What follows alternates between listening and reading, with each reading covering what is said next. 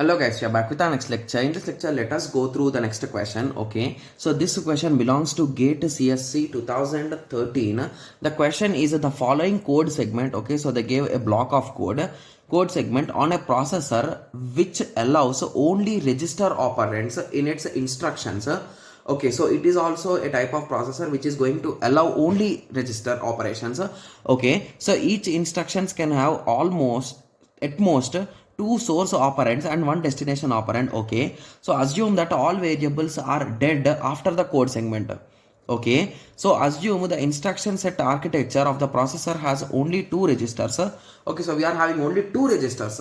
Okay, so it's a bit crazy question. Then the only allowed compiler optimization is a code motion. Okay, so you can move the code from top to bottom, or any kind of code motion can be done which moves statements from one place to another place while preserving correctness. What is the minimum number of spills to memory in the compiled code?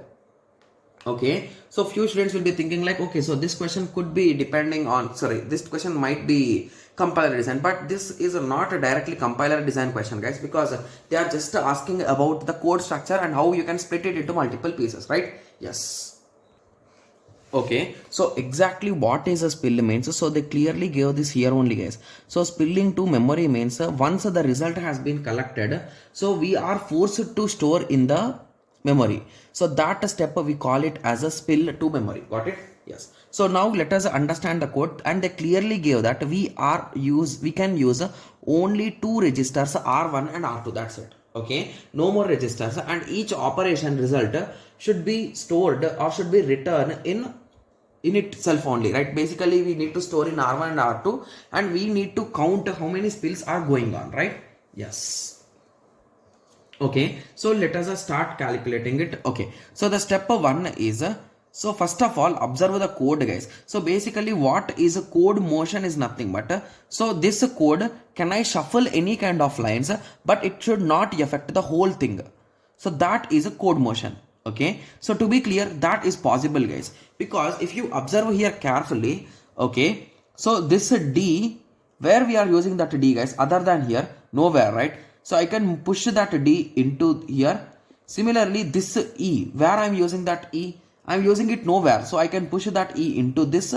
Similarly, where I am using X, I am using nowhere X, so I can keep it there. Similarly, C I am using here, so first this statement should be there mandatorily, right? Yes. So the only code motions which I think I can do is I can move these two lines inside. Guys, if you are having doubt like what exactly code motion is, we'll be discussing this concept in compiler design, guys. Okay, so this question is a combination of compiler design and the registers concept.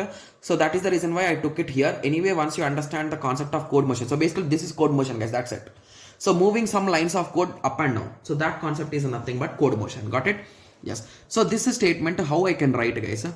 So that statement I can write it in this way, right? So basically I will assume inside R1 I will write A, inside R2 I will write B. Okay, the result I will store it in R2. So basically R2 is equals to R1 plus R2, right? Yes. So once this step is done, I will be doing this particular step. Okay, okay, so now I need to perform C into C, right? Yes. Okay, okay, so let us continue. So now what I can do here, X is equals to C into C. So where C value is there indirectly, so C value is there in R2, right? Indirectly. Yes, so I can directly multiply it.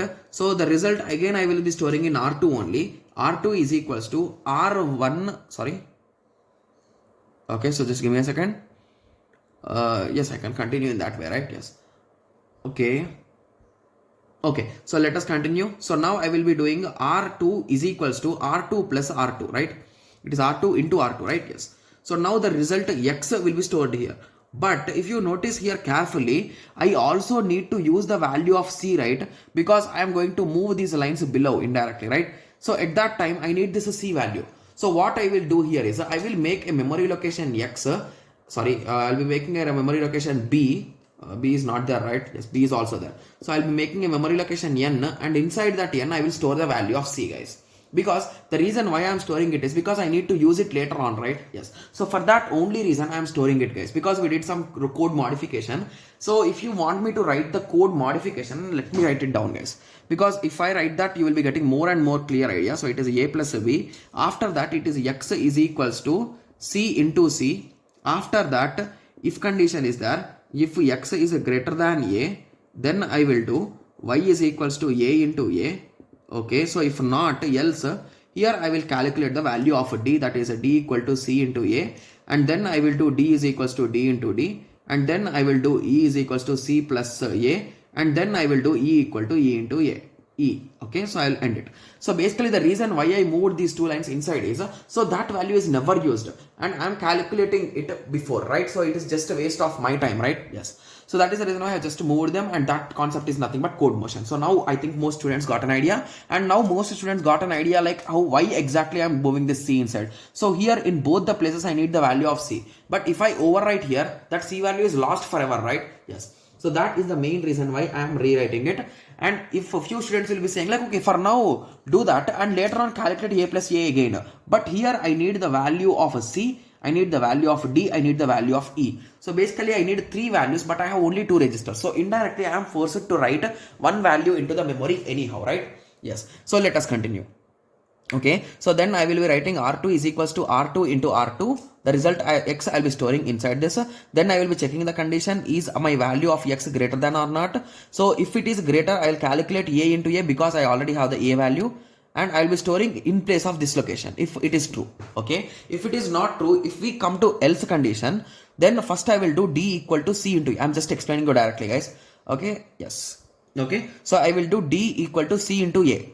Okay, so where is the d value? So sorry, d is the result, right? Yes. So c into a. So we will be having c value from the memory and a value from here. So I will take them, I will calculate them. Okay, so and I will store the result. I think it will be better if we store in this, right? So there is no need of x anymore, so I'll be storing in this d value.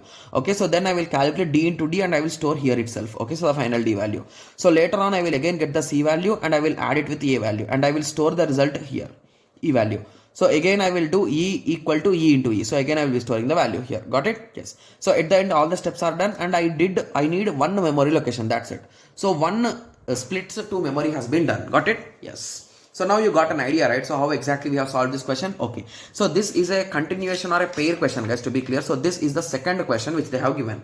So the question is same, the code is same. They are asking, consider the above question. What is the minimum number of registers needed in the instruction set architecture of the processor, okay, of the processor to compile this code segment without any spill to the memory? So basically here they are saying without any spill, how many registers do we need is the question, guys.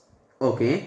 And they clearly told that code optimization should not also be done. So do not apply any code optimization here. Okay, so we are even forced to not use code optimization, means even those shuffling of lines cannot be done. So if a shuffling of those lines is done with the 3 registers we can do, right? So according to our understanding, yes. So now let us learn how many registers it will take without code optimization. So let us start. So I'll be writing here only, guys. So let us take 3 registers. Sorry, let us take 1 register first. So we mandatorily need 2 registers for these, right? So R1, R2. So I will store A value here, B value here. Okay, and remember one more thing, guys. Whenever you are replacing something, please concentrate below, like whether it is used anywhere. So if it is used anywhere, don't replace it. Got it? Yes. So is A used anywhere, guys? A is used here, and many wheres, right? Yes. So that is the reason why I will not replace A. I will replace only B. B is never used. So I can write R2 is equals to R1 plus R2. So this step is done, and the second step. So now I replaced this with the C value. I'll be writing this part here. Okay. Yes. So this part D. Okay. So now I am taking C and A. So I am having only 2 registers. So both C and A are used later on. So I need to bring one more register to store the result. So R3 is equals to R1 plus R3. Plus or into whatever it might be. So this here I will be having D here. Got it? Yes. So this statement is also done. So the next step is a C into A, and I need to store the result E. Okay. So is E used anymore? Yes. Is C used anymore? Yes. Is A used anymore? Yes. Is D used anymore? Yes. So every one of them is used. So again I need one more register R4 just to store this result E. That is nothing but R1 into R3.